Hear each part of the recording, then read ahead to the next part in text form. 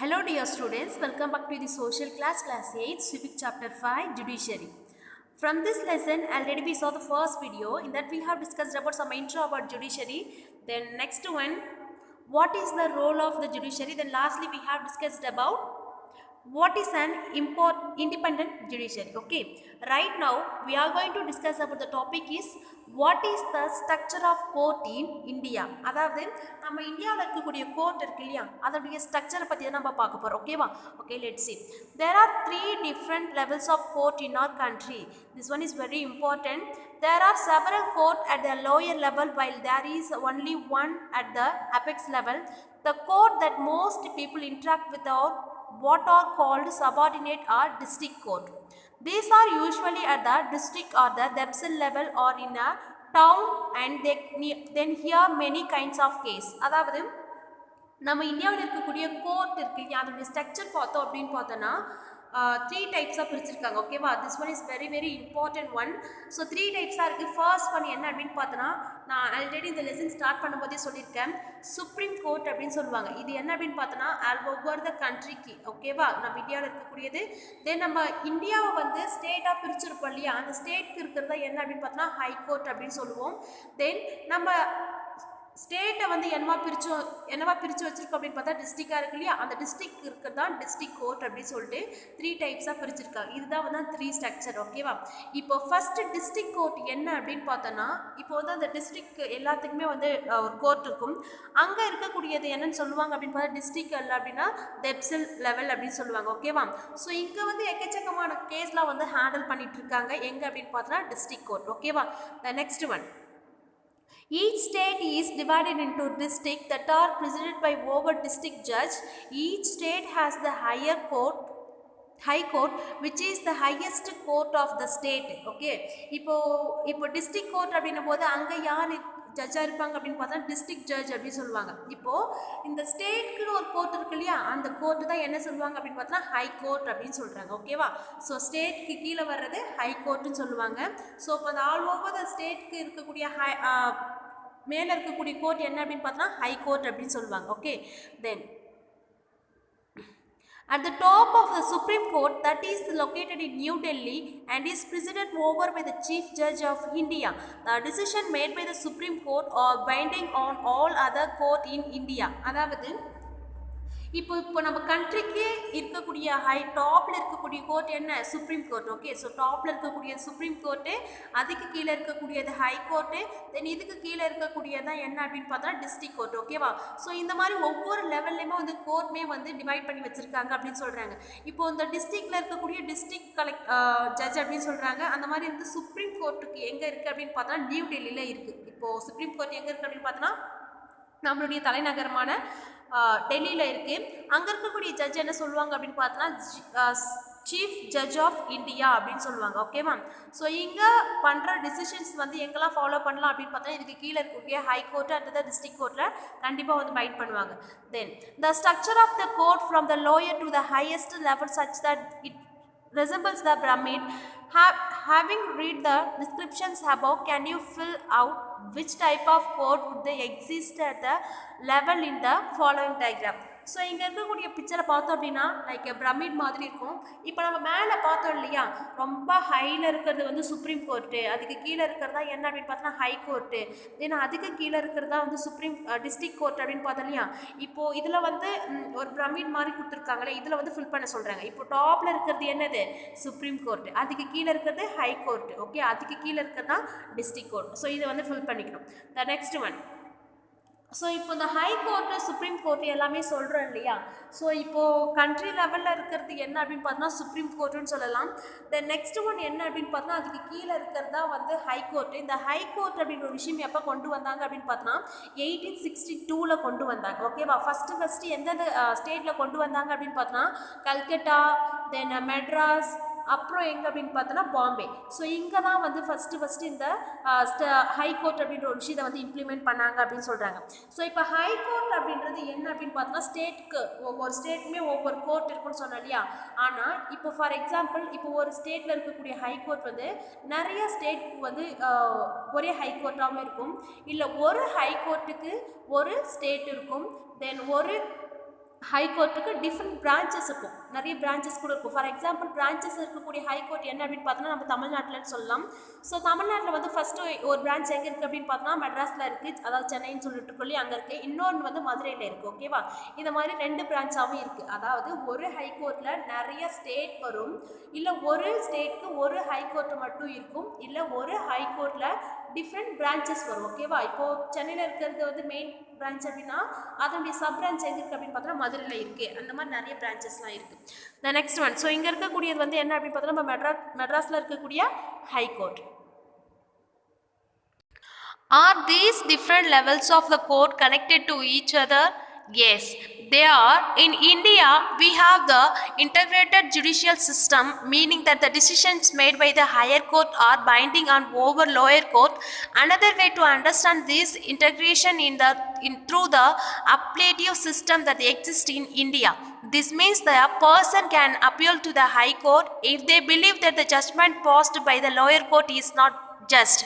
அதாவது இப்போ நம்ம 3 ஸ்ட்ரக்சர் ஆஃப் த கோர்ட் பார்த்துருக்கோம் இல்லையா, அதாவது சுப்ரீம் கோர்ட்டு, தென் வந்து ஹை கோர்ட்டு பார்த்துருக்கோம், தென் டிஸ்ட்ரிக்ட் கோர்ட் பார்த்துருக்கோம் இல்லையா. இப்போ நமக்கு ஏதாவது ஒரு ப்ராப்ளம் அப்படின்னா நம்ம எங்கே போயிட்டு வந்து அப்ரோச் பண்ணுவோம் அப்படின்னு பார்த்தோன்னா நம்ம ஃபஸ்ட்டு டிஸ்ட்ரிக்ட் கோர்ட் போகிறோன்னு வச்சுக்கோங்களேன். இப்போ அங்கே தான் ஒரு ஜட்ஜ்மெண்ட் கொடுக்குறாங்க அப்படின்னா அது நமக்கு வந்து சாட்டிஸ்ஃபேக்ஷனாக இல்லை அப்படின்னா we can approach the high court.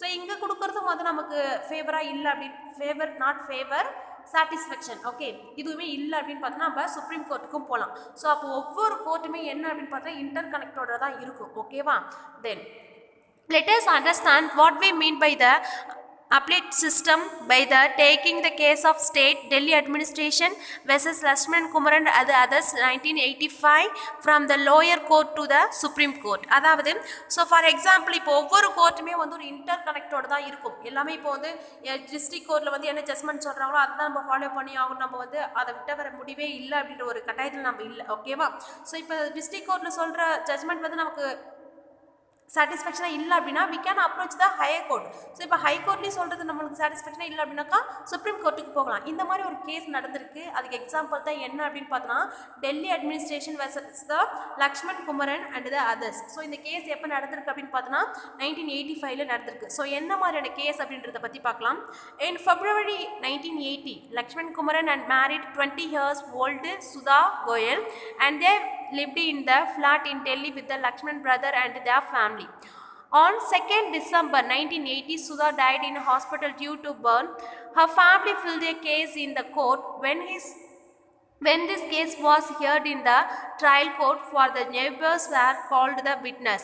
They stated that the night of December 1st, they had heard Sudha's claim of the had forced their way to Lakshmanan flat.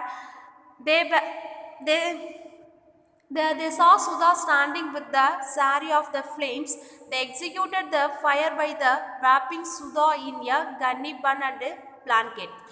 Sudha told them that her mother-in-law Saguntala had broke the kerosene oil on her and that the husband Lakshmanan had the lit on the fire. During the trial, members of the Sudha's family and the neighbors started that Sudha had been subjected to the torture her laws and were demanding more cash and the scooter and the fridge on the birth of the first child. அதாவது so அங்கே என்ன நடந்து இருக்குது அப்படின்னு பார்த்தோன்னா லக்ஷ்மண் குமரன் அப்படின்ற ஒரு man அவரை வந்து February 1980 ஒரு கேர்ளை மேரேஜ் பண்ணிப்பார். ஓகேவா, ஸோ 12 year old. அவங்களோட நேம் என்ன அப்படின்னு பார்த்தோன்னா சுதா கோயல். ஓகேவா, ஸோ இவங்க வந்து டெல்லியில் இருக்காங்க.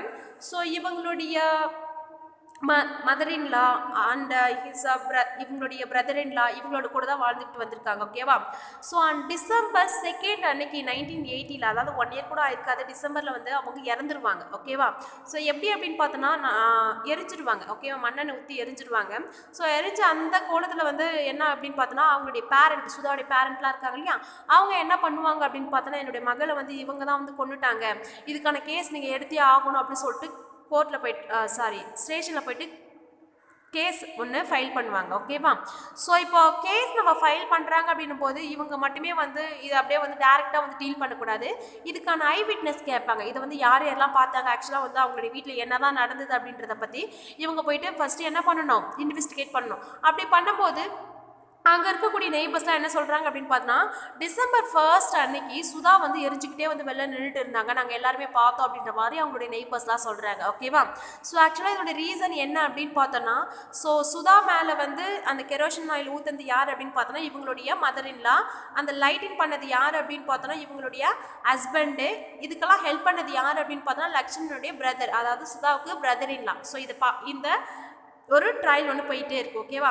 ஸோ இங்கே ஏன் வந்து இந்த ரீசன் என்ன ரீசனுக்காக அவங்க வந்து கில் பண்ணாங்க அப்படின்னு பார்த்தோம்னா டவுரி சிஸ்டம். ஓகேவா? ஸோ அவங்க வந்து நிறைய கேஷ், ஸ்கூட்டர் அண்ட் ஃப்ரிட்ஜ் இது எல்லாத்தையுமே கேட்டிருப்பாங்க. அந்த டார்ச்சரில் தான் வந்து என்ன பண்ணிட்டாங்க, இது முடியாதுன்ற பட்சத்தில் வந்து இவங்களை கில் பண்ணிட்டாங்க. ஓகேவா? தென் as part of the defense, Lakshman and his mother started the Sudha saree and the accidentally catched fire while she was heating milk. On the base of this, the other evidence, the trial court evicted Lakshman, his mother Sakuntala and brother-in-law Subhash Chandra and sentenced all three of them into death. So என்ன சொல்லியிருக்காங்க அப்படின்னு பார்த்தோன்னா, இல்லை இதை வந்து நாங்கள் பண்ணலை, இது ஒரு ஆக்சிடென்ட் தான், நாங்கள் வந்து அவங்க மேலே மண்ணெண்ணெய் ஊற்றி நாங்கள் எதுவுமே வந்து அவங்கள பேர்ன் பண்ணலை, பட் இட்ஸ் ஜஸ்ட் ஆக்சிடென்ட் சொல்லிட்டு யார் சொல்கிறான், இந்த 3 பர்சன் சொல்கிறாங்க. அதாவது சுதோடைய ஹஸ்பண்டும் அவங்களுடைய மதர் இல்லா அவங்களுடைய பிரதர் இல்லா சொல்கிறாங்க. அதாவது அவங்க போயிட்டு இந்த ஸ்டவ் இருக்கு இல்லையா, அந்த ஸ்டவ்வில் போயிட்டு மில்க் ஹீட் பண்ணும்போது அவங்களுக்கு தெரியாமல் அந்த நெருப்பு பட்டு அவங்க ஒரு ஆக்சிடென்ட்டில் தான் இறந்துட்டாங்க அப்படின்னு சொல்லிட்டு யார் சொல்கிறா, இது 3 பர்சன் சொல்கிறாங்க. Okay. In November 1983, the 3 arrested accused went to the High Court to appeal against the verdict of the trial court. The High Court, after hearing the arguments of the lawyer, decided that Sudha had died due to the accident fire caused by the kerosene stove. Lakshman, Sakuntala and Subhash were acquitted. So என்ன பண்ணாங்க அப்படின்னு பார்த்தோன்னா, November 18, 1983 என்ன ஆகுது அப்படின்னு பார்த்தோன்னா, இந்த court வந்து ட்ரையல் கோர்ட்லேருந்து ஹை கோர்ட்டுக்கு போகுது. ஸோ அங்கே ஜட்மெண்ட்லாம் என்ன சொல்கிறாங்க அப்படின்னு பார்த்தோன்னா, அவங்கள தான் வந்து இறந்துட்டாங்க அப்படின்ற ஒரு முடிவுக்கு வராங்க. என்ன அப்படின்னு பார்த்தோன்னா, ஹீட் பண்ணும்போது நெருப்பு பட்டு அவங்களாவே இறந்துட்டாங்க அப்படின்ற டெசிஷன் பண்ணி, ஸோ இவங்க வந்து யாருமே வந்து அக்யூஸ்ட் கிடையாது அப்படின்ற மாதிரி இவங்களை வந்து விடுவிச்சிடுறாங்க. ஓகேவா? The next one, you may remember the photo easy on the women movement in your class 7th book. You read about how in the 1980s women groups across the country spoke about against dowry death. They protested against the failure of the court to bring this case to justice. The above high court judgments deeply troubled the women and they held the demonstration of the field the separate appeal against this high court decision in the Supreme Court through the Indian Federation of Women Lawyers. So அதாவது நம்ம என்ன அப்படின்னு பார்த்தோன்னா, 7th புக்லேயே நம்ம 7thலேயே பார்த்துருப்போம். என்ன அப்படின்னு பார்த்தோன்னா, நிறைய ஆக்ட்லாம் இருக்குது. அதாவது டவுரி டெத்துக்கு அகெயின்ஸ்டாக வந்து நிறைய விமன்லாம் வந்து போராட்டங்கள்லாம் பண்ணியிருப்பாங்க. விமன் சேஞ்ச் த வேர்ல்டு அந்த லெசனில். ஓகேவா? ஸோ என்ன வந்து யாருமே வந்து இந்த டவுரி கேட்டு டார்ச்சர் பண்ணக்கூடாது, அப்படி கேட்குற பர்சன் மேலே ஒரு சிவியர் பனிஷ்மெண்ட் எடுக்கணும், இந்த மாதிரி நிறைய விஷயங்கள்லாம் நடந்திருக்கு இல்லையா. திரும்பவும் வந்து இந்த சுதாவுடைய பேரண்ட் என்ன பண்ணுறாங்க அப்படின்னு பார்த்தீங்கன்னா, இது எங்களுக்கு சாட்டிஸ்ஃபேக்ஷனாக இல்லை, இது வந்து ஒரு ஆக்சிடென்ட் கிடையாது, இது வந்து பிளான்டு மர்டர் தான் அப்படின்னு சொல்லிட்டு திரும்பவும் வந்து சுப்ரீம் கோர்ட்டுக்கு போகிறாங்க. ஸோ இந்த கேஸை வந்து எங்கே போகுது அப்படின்னு பார்த்தோன்னா சுப்ரீம் கோர்ட்டுக்கு மூவ் ஆகுது. ஓகேவா? தென் in 1985, the Supreme Court heard this appeal against the acquitted Lakshmanan and the 2 members of his family. The Supreme Court heard the argument of the lawyers and reached a decision that the different from the of the High Court. They found Lakshman and his mother guilty of the acquitted of the brother-in-law Subhash because they did not have enough evidence against him. The Supreme Court decided to send the accused to prison for life. So என்ன பண்ணாங்க அப்படின்னு பார்த்தோன்னா, திரும்ப supreme கோர்ட்டுக்கு போகுது. அங்கே இருக்கக்கூடிய chief judge of India, ஓகேவா, அவர் என்ன பண்ணுறாரு அப்படின்னு பார்த்தோன்னா, இந்த கேஸை வந்து லோக்கல் கார்னர் என்ன அப்படின்னு சொல்லிட்டு விசாரிக்கிறாரு. ஸோ 2 தரப்புலையுமே வந்து வக்கீல்கள்லாம் லாயர்ஸ் எல்லாமே வந்து வாதாடுறாங்க. ஓகேவா? அட் லாஸ்ட் என்ன ஆகுது அப்படின்னு பார்த்தோன்னா, இது வந்து ஒரு பிளான்டு மர்டர் தான் அப்படின்ற ஒரு டிசிஷனுக்கு வராங்க. நம்ம எந்த ஒரு உண்மையுமே வந்து ரொம்ப நாள் வந்து மறைச்சு வைக்கவே முடியாது. நம்ம பொய் சொன்னாலும் நம்மளை அறியாமலே நம்ம உண்மையை எல்லாத்தையுமே சொல்லிடுவோம் இல்லையா, அந்த மாதிரி. ஸோ இவங்க தான் வந்து கில்ட், அந்த சுதா இறந்ததுக்கான ரீசன் எல்லாமே இவங்க தான் அப்படின்னு சொல்லிட்டு இவங்களை 3 பேத்தையுமே வந்து ஜெயிலுக்கு அனுப்பிச்சிடுறாங்க. ஓகேவா? ஸோ ப்ரிசனுக்கு அனுப்பிச்சிடுறாங்க. ப்ரிசன் அப்படின்னு ஜெயில் சொல்லுவாங்க. ஸோ இப்போ வந்து டிஸ்ட்ரிக்ட் கோர்ட்டில் வந்து இது வந்து இந்த கேஸ் நிற்கல, திரும்ப ஹை கோர்ட்டுக்கு போனாங்க, திரும்ப சுப்ரீம் கோர்ட்டுக்கு போகிறாங்க இல்லையா? இந்த கேஸ் வந்து இப்போ இங்கே இப்படி போயிட்டு இருக்காங்க, ஒரு செயின் ஃபார்மேஷனில் போயிட்டு இருக்கு. இப்போ சுப்ரீம் கோர்ட் சொன்ன அந்த ஜட்மெண்ட் வந்து டிஸ்ட்ரிக்ட் கோர்ட் அக்செப்ட் பண்ணி தான் ஆகணும். டிஸ்ட்ரிக்ட் கோர்ட்டோ இல்லை ஹை கோர்ட்டோ ஏன் வந்து நாங்கள் சொன்ன கோர்ட்டை வந்து நீங்கள் நிராகரிச்சிட்டீங்க, ஸோ இது ஏன் வந்து ஏற்றுக்கல அப்படின்ற மாதிரி கொஸ்டின் இவங்க கேட்கவே முடியாது. ஓகேவா? ஸோ சுப்ரீம் கோர்ட்டில் என்ன சொல்கிறாங்களோ ஆஸ் பர் த ரூல் இவங்க அக்செப்ட் பண்ணி தான் ஆகணும். ஓகேவா? So okay. ஸோ இப்போ இந்த கோர்ட் அப்படின்ற ஒரு விஷயத்தையே வந்து 2 டைப்ஸாக பிரிக்கிறாங்க. அதாவது கிரிமினல் லா அப்படின்னு சொல்லுவாங்க, ஒன்று சிவில் லான்னு சொல்லுவாங்க. So criminal law and civil லா அப்படின்றது என்ன அப்படின்னு பார்த்தோன்னா, இப்போ கிரிமினல் லா அப்படின்றது ஃபார் எக்ஸாம்பிள் இப்போ ஒரு தான் மர்டர் இந்த மாதிரியான விஷயங்கள்லாம் நடக்கல, தீஃப், இது எல்லாமே வந்து எதுக்கு கீழே வரும் அப்படின்னு பார்த்தோன்னா கிரிமினல் லாவில் வரும். ஸோ இப்போ இந்த கிரிமினல் லா அப்படின் போது ஃபஸ்ட்டு என்ன பண்ணுவாங்க அப்படின்னு பார்த்தோன்னா, பாதிக்கப்பட்டவங்க போயிட்டு ஃபஸ்ட்டு எஃப்ஐஆர் ஃபைல் பண்ணுவாங்க அவங்க மேலே. ஓகேவா? இதுவே அந்த சிவில் லா அப்படின்றது ஃபார் எக்ஸாம்பிள் ஏதோ ஒரு லேண்ட் ப்ராப்ளம், ஒரு ஃபேமிலிக்குள்ளே ஏதோ ப்ராப்ளம், டிவோர்ஸ், இந்த மாதிரியான ப்ராப்ளம் எல்லாத்தையுமே வந்து எங்கே டீல் பண்ணுறாங்க அப்படின்னு பார்த்தோன்னா சிவில் கோர்ட்டில். ஸோ இதுக்கும் என்ன வித்தியாசம் அப்படின்னு பார்த்தோன்னா, இப்போ இந்த டிவோர்ஸ் கேட்டு போகிறாங்க, ஃபார் எக்ஸாம்பிள் டிவோர்ஸ் கேட்டு போகிறாங்க அப்படின்னு பார்த்தோன்னா, ஸோ இவங்க 2 பேருமே உட்கார வச்சு ஒரு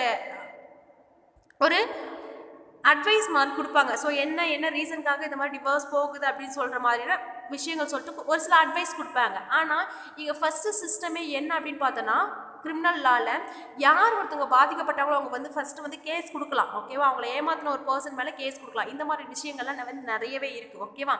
ஸோ இந்த ரெவென்யூ லா அப்படின்ற மாதிரி நிறைய பிரான்ச்சஸ்லாம் இருக்குது. இப்போ a group of girls are presently asked by the group of boys walking to the school. இப்போ ஒரு குரூப் ஆஃப் கேர்ள்ஸ் வந்து நடந்து போயிட்டே இருக்காங்க. அவங்கள வந்து ஒரு குரூப் ஆஃப் பாய்ஸ் வந்து ஒரு அப்யூஸ் பண்ணுற மாதிரி ஒரு சில வேர்ட்ஸ் யூஸ் பண்ணுறாங்க, ரேக் பண்ணுறாங்க. இது எல்லாமே வந்து எதுக்கு கீழே வரும் அப்படின்னு பார்த்தோன்னா, கண்டிப்பாக வந்து கிரிமினல் லாவில் தான் வரும். ஓகேவா? The tenant who is the bring forced to move out the files case is the court against the landlord. So இந்த லேண்ட் சம்மந்தமான பிரச்சனை எல்லாமே எதில் வரும் அப்படின்னு பார்த்தா சிவில் லாவில் வரும். ஓகேவா? இது வந்து கிரிமினல் லா, இது வந்து சிவில் லாவில் வரும். ஸோ இந்த மாதிரி நிறைய விஷயங்கள்லாம் இருக்குது. ஓகேவா? Okay children, in this class so far we have discussed about what is the structure of court in India and branches of court. Okay children, rest of the part we will see on the next class. Okay, thank you to all.